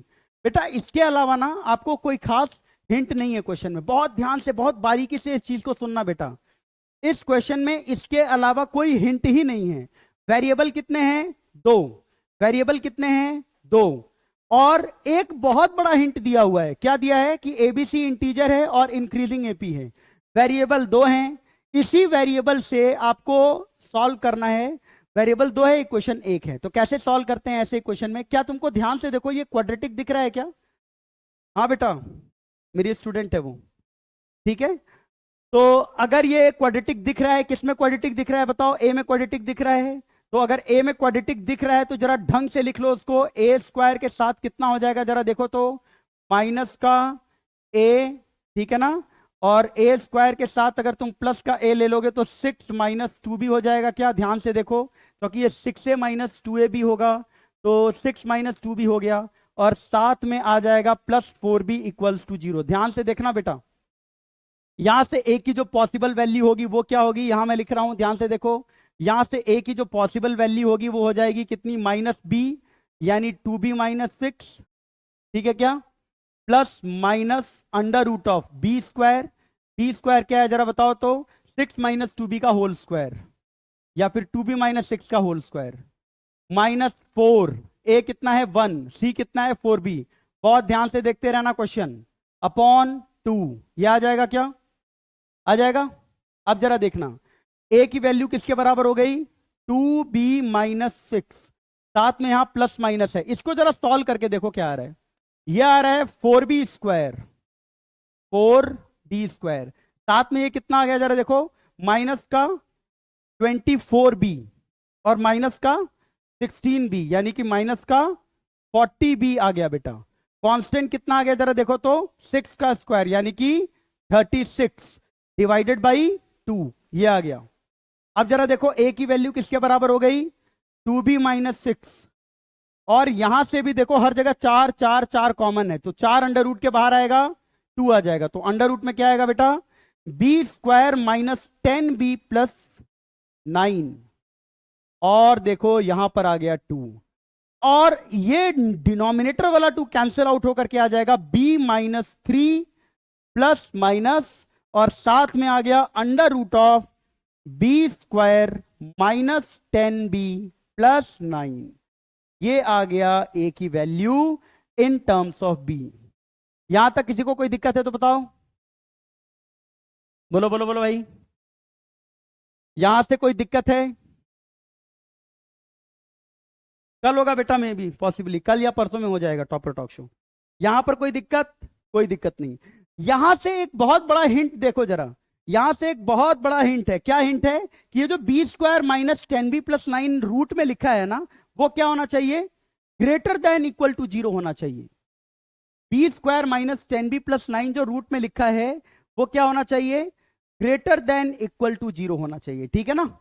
इसका मतलब b² माइनस 10b, क्योंकि अंडर रूट में कुछ भी अगर रखा हो that should be greater than equal to 0। ये सॉल्व करने पर आ जाएगा b-1 into b-9 should be greater than equal to 0। और यहां से b क्या आ गया जरा देखो, -∞ से 1 यूनियन 9 से इंफिनिटी, -∞ से 1 यूनियन 9 से इंफिनिटी। बहुत ध्यान से देखते रहना तुम लोग, -∞ से 1 यूनियन 9 से इंफिनिटी। क्वेश्चन में एक और चीज बहुत इंपॉर्टेंट मेंशन्ड है, जरा देखो क्या मेंशन्ड है, कि b की वैल्यू 5 से 15 के बीच में है। b की वैल्यू क्या है? 5 से 15 के बीच में है। तो अगर b की वैल्यू 5 से 15 के बीच में है, b की वैल्यू 5 से 15 के बीच में है, इसका मतलब जो पॉसिबल वैल्यू ऑफ b है, तो कि क्या है b भी इंटीजर है, तो जरा बताओ b की पॉसिबल वैल्यू क्या होगी? इन दोनों का कॉमन वैल्यू होगा, b 5 से 15 है, इसका मतलब b का जो पॉसिबल वैल्यू होगा वो होगा 9, 10, 11, 12, 13, 14, 15। लेकिन तुमको b तो पता चल गया कि b ये पॉसिबल वैल्यू है, लेकिन b और a में एक इंपॉर्टेंट रिलेशन भी है, ठीक है ना। b और a में एक इंपॉर्टेंट रिलेशन भी है। बताओ एक इंपॉर्टेंट रिलेशन क्या है? b और a में एक इंपॉर्टेंट रिलेशन है कि b जो है 9, 10, 11 ये सारी चीजें तो है ही, साथ में b जो है उसकी वैल्यू अगर तुम 9 रखोगे और 10 रखोगे, तभी जो a की वैल्यू है वो एक इंटीग्रल वैल्यू पॉसिबल हो पाएगी। बोलो सही बात है कि नहीं? ठीक है ना। अगर तुम b की जगह 9 रखोगे तो जरा देखो ये वाला जो स्ट्रक्चर है वो क्या हो पाएगा, a equals to b-3 plus under root of b-1 into b-9। अब जरा देखो, अगर तुमने b की जगह 9 रखा या b की जगह 10 रखा, तभी ये पूरा का पूरा सीक्वेंस क्या हो पाएगा? बताओ, तभी ये पूरा का पूरा सीक्वेंस क्या हो पाएगा? इंटीजर हो पाएगा। देखो 9 रखने पर ये खत्म हो जाएगा, ठीक है, 9 रखने पर तो a की वैल्यू आ जाएगी 6, 9 रखने पर क्या होगा? ये खत्म हो जाएगा ना, 9 माइनस 9, तो ये 0 आ जाएगा, तो 9 रखने पर a की वैल्यू कितनी आ जाएगी?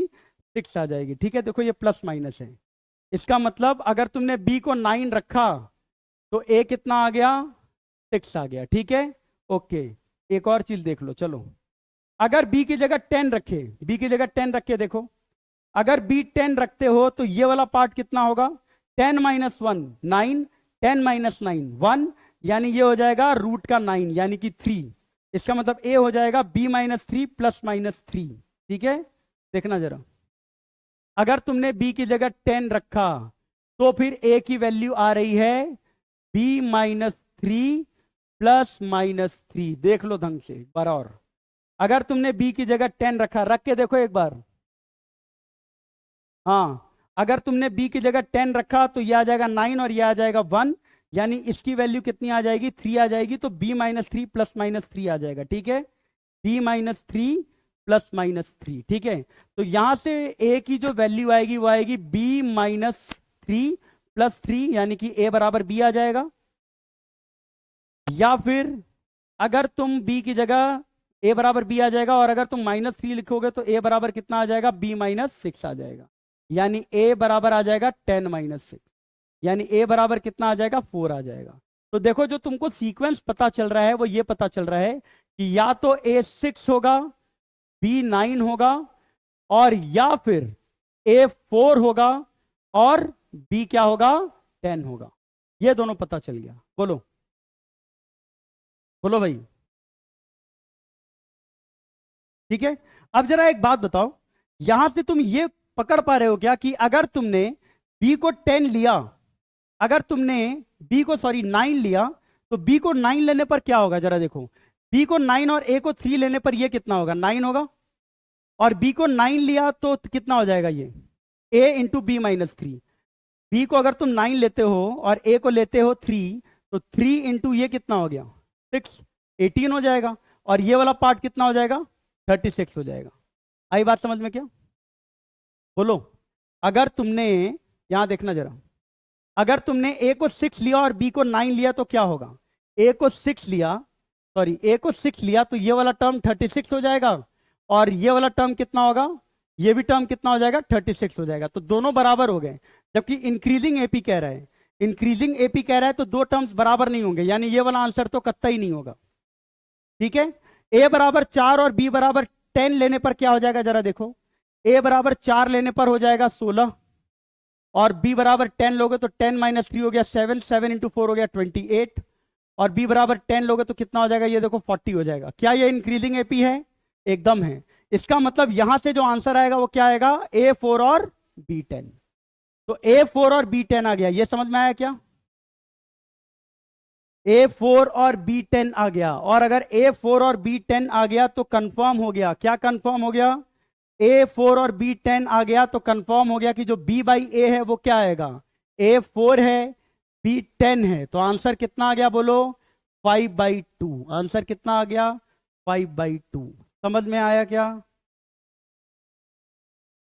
बोलो। It's a very good problem, बहुत अच्छा प्रॉब्लम है बेटा।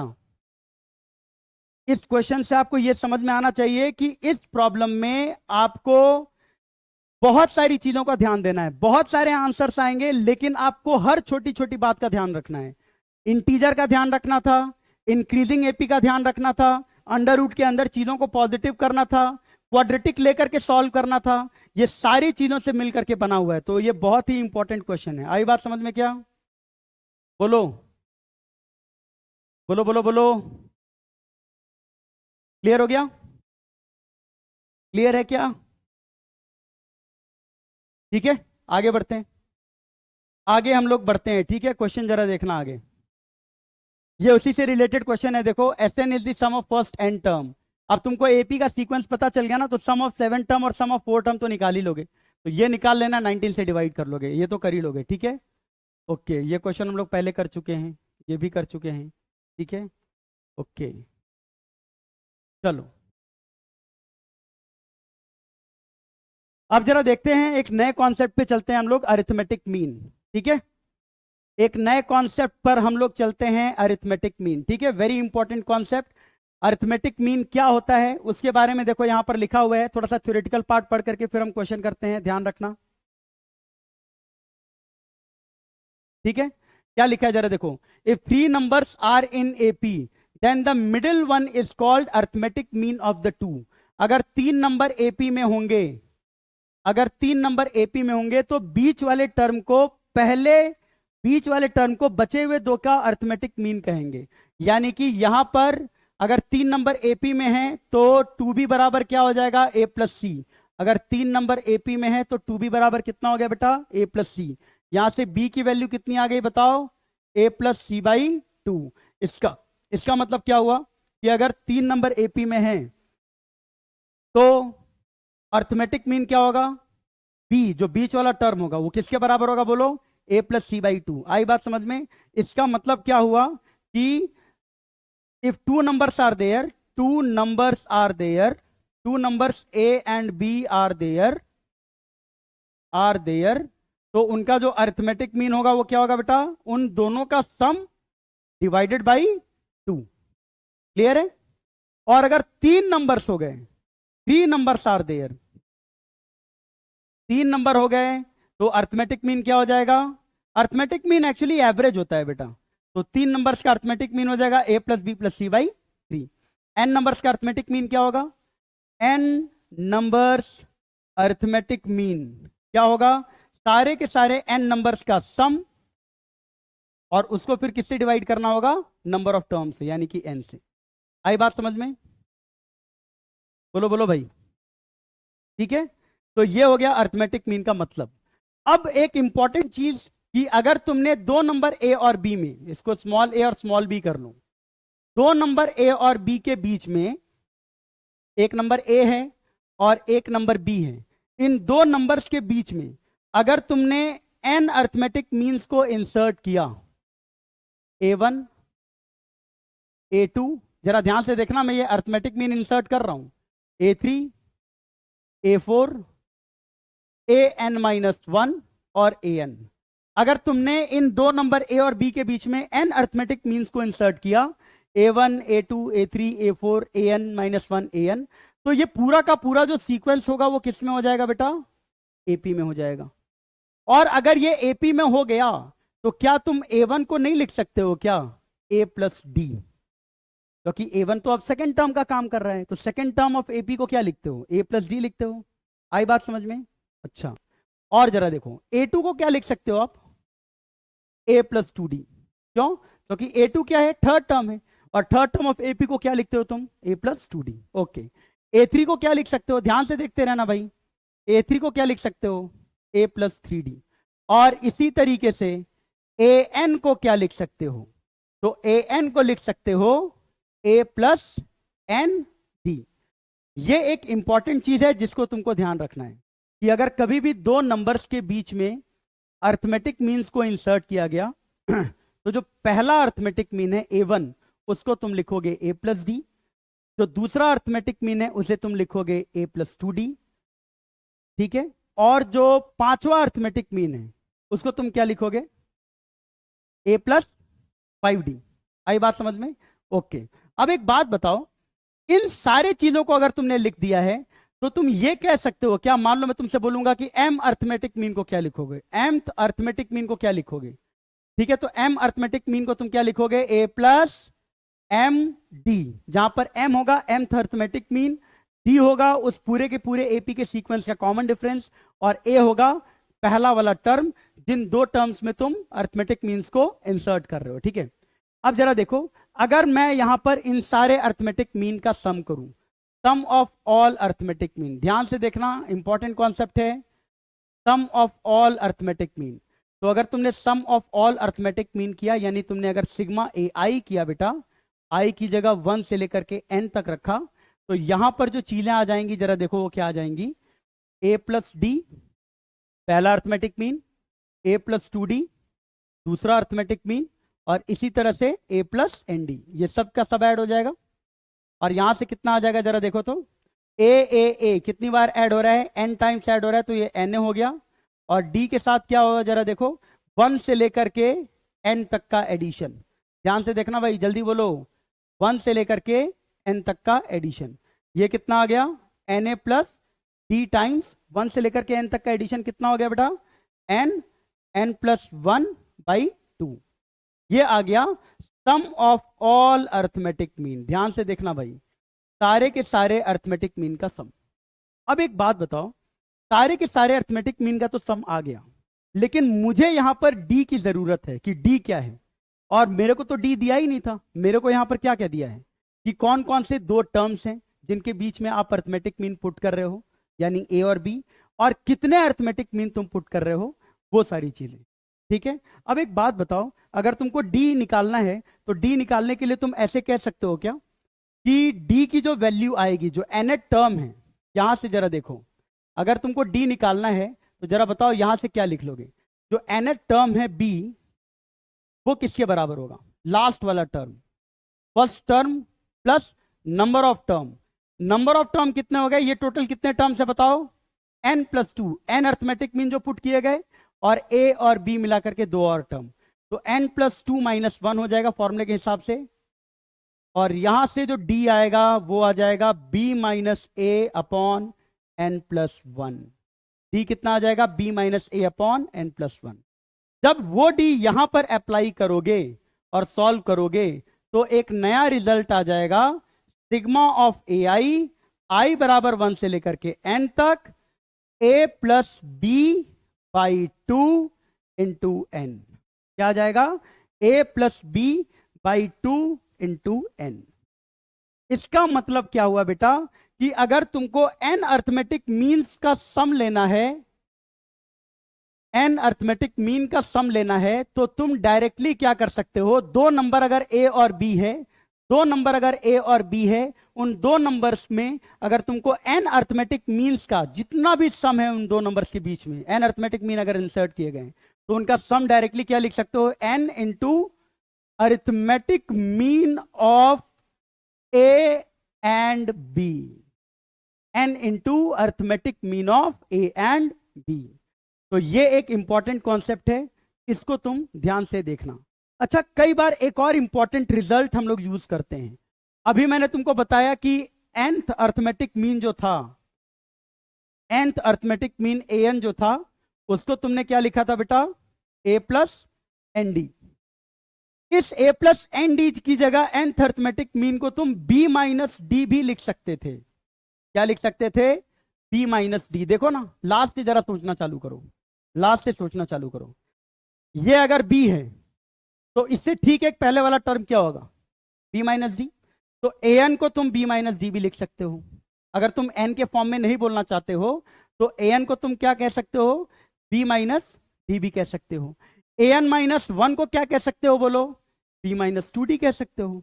तो ये आपको ध्यान में रखना है, ठीक है। an माइनस वन को तुम अगर लिखना चाहो तो उसको लास्ट से b माइनस टू डी के फॉर्म में भी लिख सकते हो। आई बात समझ में। तो ये था अर्थमेटिक मीन के बारे में कि दो नंबर्स का अर्थमेटिक मीन होता है a plus B by two, तीन नंबर का अर्थमेटिक मीन होता है a plus B plus C by two, चार नंबर का अर्थमेटिक मीन होता है a plus B plus C plus D by two, मतलब 4 डिवाइडेड बाई 4। और अगर n अर्थमेटिक मीन्स a और b के बीच में इंसर्ट किए जाएंगे तो उनका सम होता है n into A plus B by to.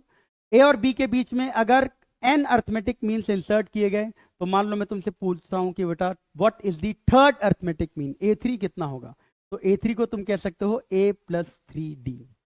आई बात समझ में। अब जरा देखो, अब यहां पर हम लोग एक क्वेश्चन करते हैं, ध्यान से क्वेश्चन देखो। कह रहा है कि 101 अर्थमेटिक मीन्स जो हैं वो इंसर्ट किए गए बिटवीन टू नंबर्स 1 एंड 99। एक नंबर 1 है, एक नंबर 99 है, इनके बीच में 101 अरिथमेटिक मीन को हमने इंसर्ट किया है, ठीक है ना। देखो 101 अरिथमेटिक मीन को हमने क्या किया है, इंसर्ट किया है, ठीक है। अब जरा देखना, अगर 101 अरिथमेटिक मीन को इंसर्ट किया है तो क्वेश्चन के में कह रहा है find the sum of all M, सारे अरिथमेटिक मीन का सम क्या होगा। यानी बोल रहा है ए आई निकालो, आई बराबर 1 से लेकर के और 101 तक। फॉर्मूला सबको याद है, क्या है formula, n by 2 into A plus B. A है 1 और बी है 99। बताओ कितना आ गया, 101 बाई 2 इंटू 100 कितना आ गया, 5050। बोलो 5050, ये आ गया, ठीक है। ये क्लियर हो गया। अब अगला क्वेश्चन जरा देखो, अगला क्वेश्चन इसी का पार्ट है कि 1 और 99 के बीच में अगर आपने 101 अरिथमेटिक मीन रखा, 101 अरिथमेटिक मीन रखा, then find sum of all integral arithmetic mean. इसमें जो 101 अरिथमेटिक मीन आए हैं उसमें जितने भी इंटीग्रल अरिथमेटिक मीन होंगे उनका सम कितना होगा, यह तुमको बताना है। तो एक बार जरा 2 मिनट के लिए क्वेश्चन अटेम्प्ट करो कि अगर अरिथमेटिक मीन्स रखे गए हैं तो what will be the sum of all the integral arithmetic mean, integral arithmetic mean का सम क्या होगा। एक बार अटेम्प्ट करो 1-2 मिनट के लिए, फिर हम लोग बात करते हैं।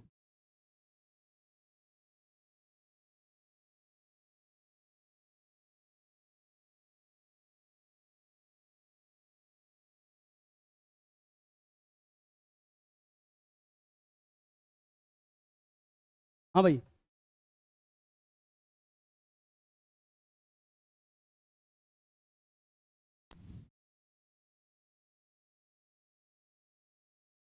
बोलो भाई।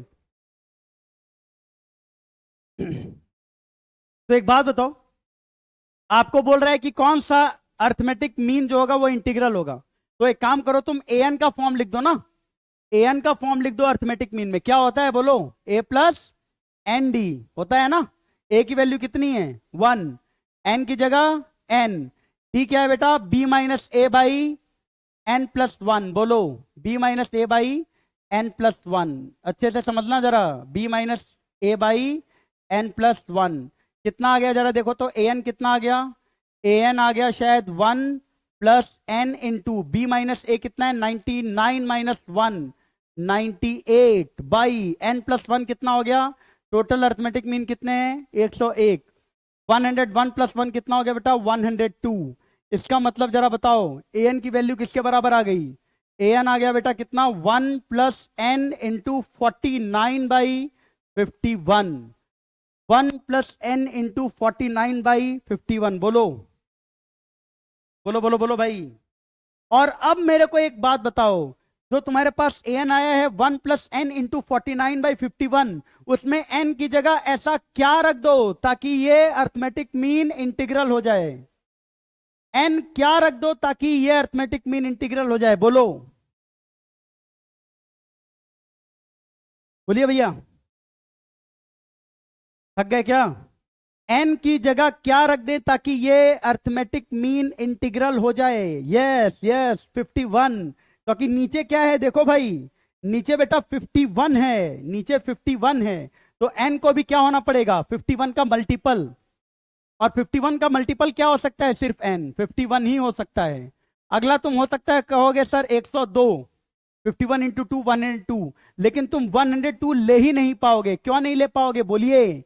102 इसलिए नहीं ले पाओगे क्योंकि यहां पर मैक्सिमम अर्थमेटिक मीन कितना है? 101। इसका मतलब ये इंटीग्रल सिर्फ और सिर्फ n बराबर 51 पर होगा। n बराबर 51 पे ही ये क्या होगा? इंटीग्रल होगा। समझ पाए क्या? देखो ये कैंसिल आउट हुआ और a51 ही एकमात्र इंटीग्रल वैल्यू है अर्थमेटिक मीन की, जिसकी वैल्यू किसके बराबर है? 50 के बराबर है। इसलिए आंसर क्या होगा? 50। बोलिए, find sum of all integral am, एक ही है a51 50, तो आंसर फाइनली क्या हम लोग कह देंगे? 50। अरे समझ में आया क्या? एकदम बेटा 50 आंसर है। समझ में आया सबको? अच्छे से अच्छे से समझ में आया? बोलो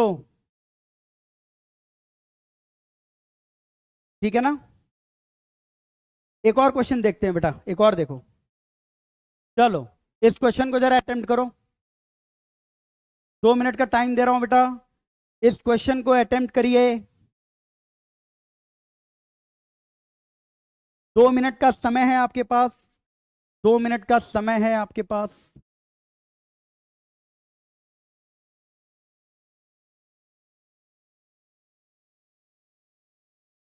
बोलिए बोलिए, अटेम्प्ट करिए, सोचिए समझिए।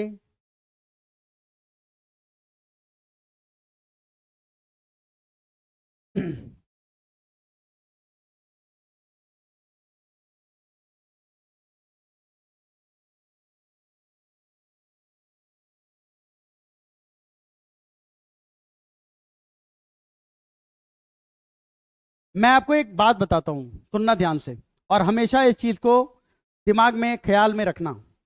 बात कुछ ऐसी है कि अगर कभी भी देखो, इसमें क्या कह रहा है कि p arithmetic means are inserted.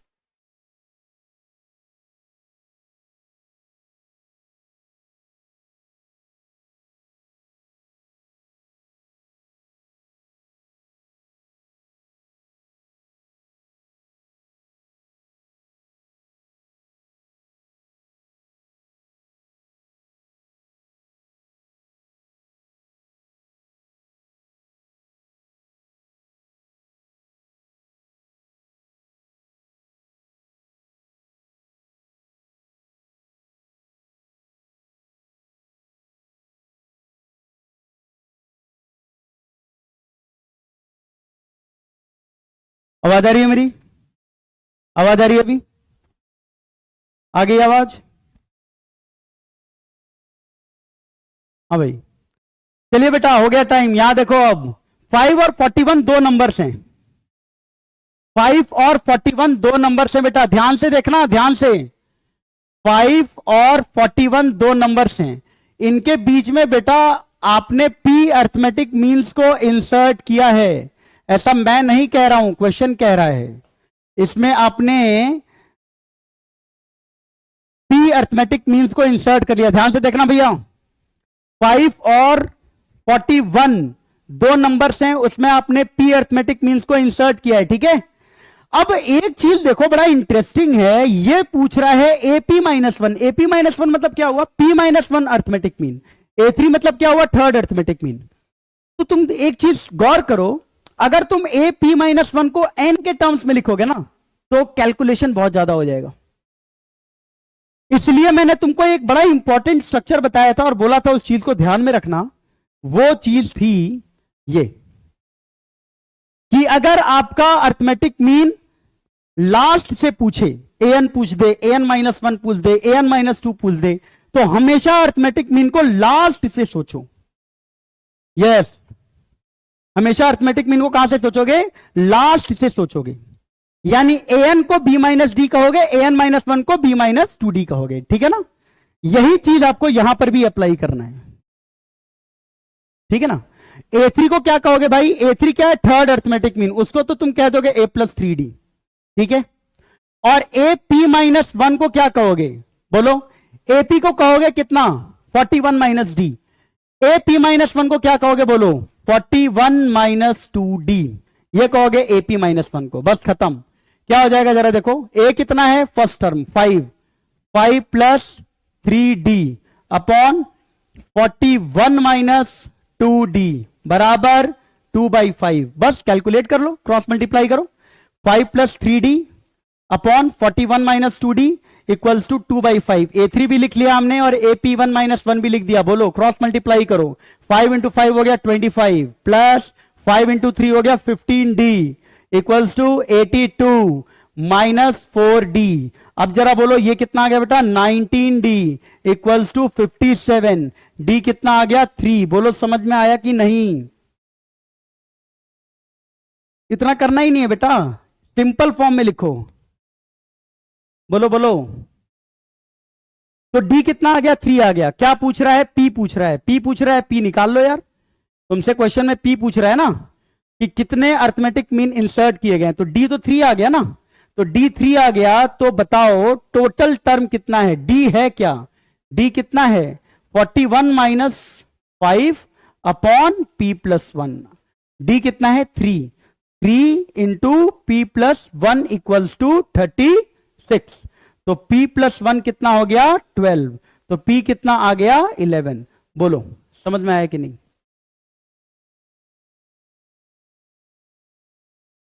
सही बोला बेटा आपने। 36 बाई p प्लस 1 के फॉर्म में लिख सकते हैं। बोलो बोलो बोलो भाई, हो गया? हो गया। आगे चलें क्या? आगे चलते हैं। आगे चल के फिर ये क्वेश्चन देखते हैं बेटा। ये अच्छा सवाल है, वेरी गुड क्वेश्चन। ये बहुत ही अच्छा क्वेश्चन है, ठीक है। इसको हम बहुत अच्छे मेथड से भी देखेंगे, सब्जेक्टिव भी देखेंगे, ऑब्जेक्टिव भी देखेंगे। ऐसे क्वेश्चन को कैसे आप एनालाइज कर सकते हो वो भी देखेंगे। तो आप जरा इस क्वेश्चन पे अपना नजर रखो और सोचो कि ऐसे क्वेश्चन को कैसे स्टार्ट करेंगे। क्वेश्चन में बड़ा सिंपल लिखा हुआ है कि एक नंबर है सीक्वेंस का a1 a2 a3 an is such that a1 दिया हुआ है 0, मॉड ऑफ a2 बराबर मॉड ऑफ a1 प्लस 1 है, मॉड ऑफ a3 बराबर मॉड ऑफ a2 प्लस 1 है, मॉड ऑफ an बराबर mod of an minus 1 plus 1 है। बहुत ध्यान से बेटा हर तरीके के क्वेश्चन को समझना। आई बात समझ में? ध्यान से देखो। मॉड ऑफ a1 कितना है? 0 है। मॉड ऑफ a2 बराबर मॉड ऑफ a1 प्लस 1 है। मॉड ऑफ a3 बराबर मॉड ऑफ a2 प्लस 1 है। तो एक चीज तुमको मैं पहले से बता देता हूं कि कभी भी आज के बाद से जीवन में दो मॉड अगर इक्वेट किया हुआ है, दो मॉड अगर कभी भी इक्वेट किया है, तो आप हमेशा स्क्वायर कर दीजिए। ये बेसिक फंडा है, बेसिक फंडा जिसे आपको ध्यान में रखना होगा। बेसिक फंडा क्या है कि दो मॉड कभी भी इक्वेट है तो आप उसे स्क्वायर कर लीजिए और फाइनल रिजल्ट हो जाएगा एक्स स्क्वायर बराबर वाई स्क्वायर। समझ में बात आई क्या? ये आप हमेशा इस्तेमाल करेंगे, ठीक है। चलिए इस क्वेश्चन को मैं आपको बताता हूं, ध्यान से देखिएगा। एक आपको मैं सब्जेक्टिव मेथड बता रहा हूं, ध्यान से सुनना, ठीक है ना। ये मेथड क्या है, यूनिवर्सल मेथड है, ठीक है ना। अगर कुछ भी नहीं होगा तो ये तो बच्चा अंडरस्टैंड कर पाएगा, अच्छे रैंक वाला बच्चा इस क्वेश्चन को ऐसे सोच सकता है। क्या सोच सकता है, देखो मॉड ऑफ A2 बराबर मॉड ऑफ A1 प्लस 1 है। बहुत ध्यान से सुनना, सब्जेक्टिव है, इसके बाद बहुत इंपॉर्टेंट ऑब्जेक्टिव बताऊंगा कि इसको कैसे सोच सकते हैं, ठीक है। ध्यान से सुनना, मॉड ऑफ A2 बराबर मॉड ऑफ A1 प्लस 1 है। स्क्वायरिंग कर लो दोनों साइड से, स्क्वायरिंग कर लो, बताओ कितना हो जाएगा। A2 का स्क्वायर बराबर A1 का स्क्वायर प्लस 2A प्लस 1। समझ में आया क्या, मैंने दोनों साइड स्क्वायरिंग कर लिया, ठीक है। मैं हर बार क्या कर रहा हूं, सारे के सारे मॉड में स्क्वायरिंग कर रहा हूं। ध्यान से सुनते जाना भाई, ध्यान से सुनते जाना। A2 का स्क्वायर कितना हो गया, A1 का square plus 2A1 plus 1। A3 का स्क्वायर कितना हो जाएगा भाई, A3 का स्क्वायर हो जाएगा A2 का स्क्वायर प्लस 2A2 प्लस 1। इसी तरह A4 का स्क्वायर क्या होगा भाई, A3 का स्क्वायर प्लस 2A3 प्लस 1। अच्छा एक काम करो, ये तो सारे सीक्वेंस के लिए इस तरह से लिखा है ना, तो अगर मैं एक इससे आगे का एक टर्म लिख लूं तो एक आगे का टर्म कितना होगा, an प्लस 1। तो जो मॉड ऑफ an प्लस 1 होगा उसको तुम मॉड ऑफ an प्लस 1 के फॉर्म में लिख सकते हो कि नहीं, बोलो। मॉड ऑफ an प्लस 1 को मॉड ऑफ an और बाहर प्लस 1 के फॉर्म में लिख सकते हो, क्योंकि ये तो सारे वैल्यूज के लिए ट्रू है।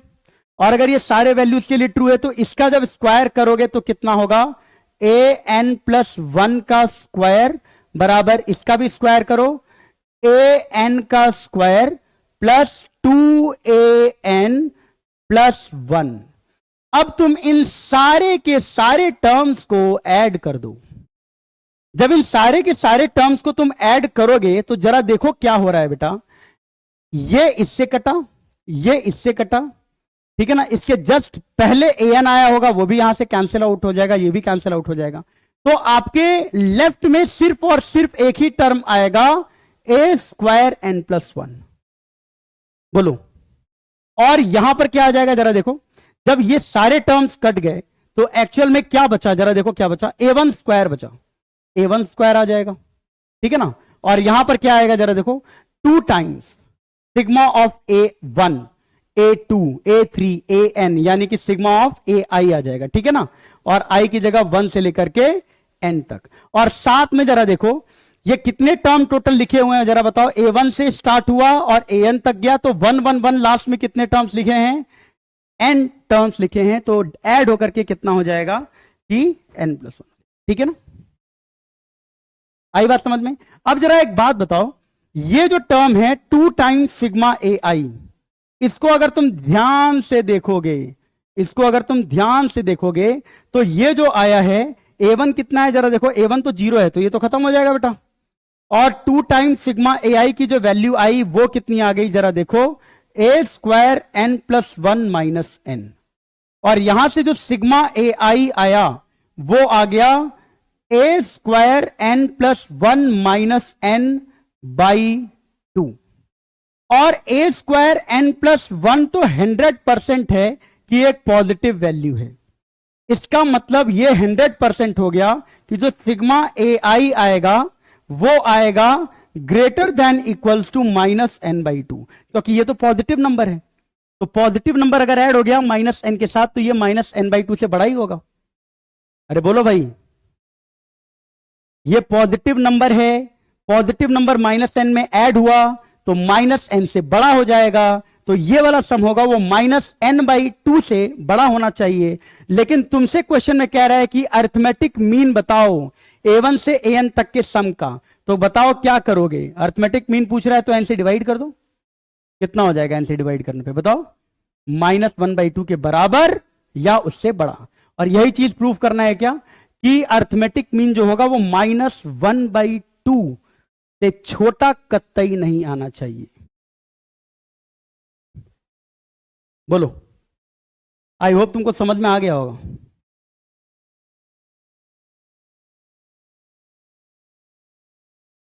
बोलो भाई, ठीक है।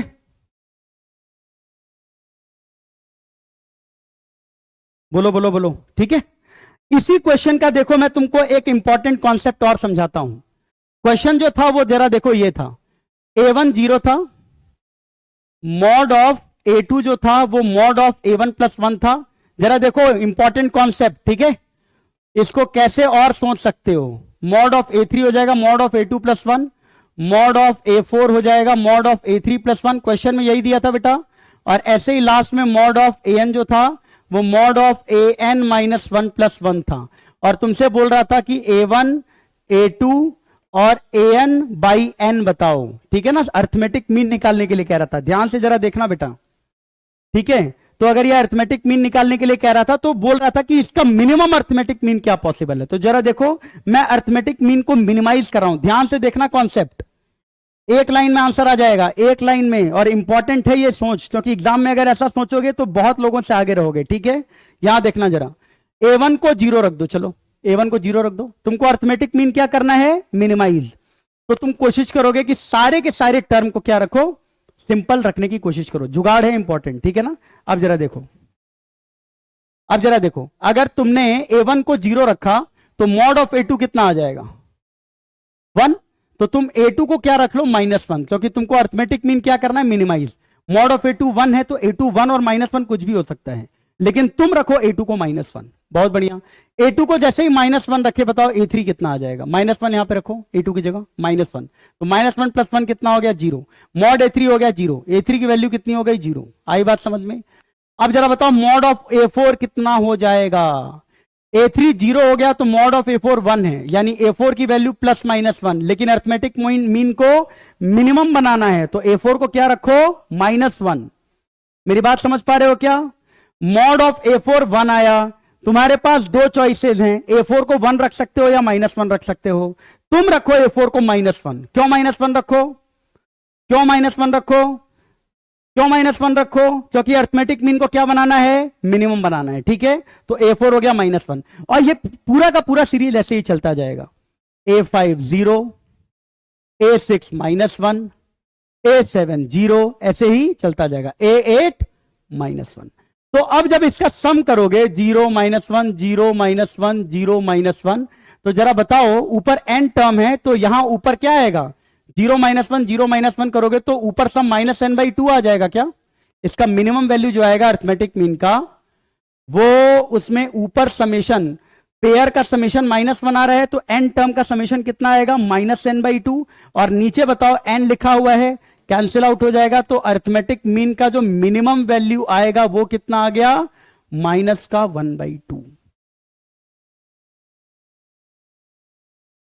बोलो भाई, समझ में आया क्या सबको। बोलिए बोलिए बोलिए, क्लियर हुआ सबको, पक्का। ठीक है बेटा, तो ये आइडिया बहुत इंपॉर्टेंट है और आपको मैं बता रहा हूं, ये आइडिया ऐसे आइडिया हैं कि इस तरीके के आइडिया अगर आपको आते हैं तो जेईई में जो रैंक है वो थोड़ा सा बेटर हो जाता है। क्योंकि ऐसा सोचना, ऐसे सोचने से आप बहुत लोगों के टाइम को, पहली बार जो पुराना क्वेश्चन, जैसे देखो पुराने क्वेश्चन में ना ये थॉट प्रोसेस लाना कि लास्ट में ये वाला भी लिख करके और फिर सॉल्व करेंगे, ये अगर बहुत ज्यादा आपने प्रैक्टिस किया है तो आपको ये मेंटालिटी आपकी बनेगी, ठीक है। ये थॉट प्रोसेस आपका बनेगा जब आप किसी चीज को बहुत अच्छे से सोच पाएंगे, मैथमेटिकली थोड़ा सा आप जुगाड़ के भी पोर्शन में आप सही से काम कर पाएंगे, ठीक है ना। तो कई बार देखो आईआईटी में जुगाड़ भी लग जाता है, और ये जेईई का प्रीवियस ईयर क्वेश्चन है, जेईई का ये सब्जेक्टिव क्वेश्चन है बेटा, ठीक है ना। तो जेईई में ये इंपॉर्टेंट क्वेश्चन पूछा गया था, और अगर आप इस प्रकार से सोचते हैं तो इट्स वेरी गुड, ठीक है ना। आप कैसे इस प्रकार से सोच सकते हैं जब आप क्वेश्चन ज्यादा करेंगे, ठीक है। तो इस सेशन को हम लोग यहीं पर खत्म करते हैं, आज के सेशन को, जहां पे हमने अर्थमेटिक मीन के बारे में देखा, ठीक है।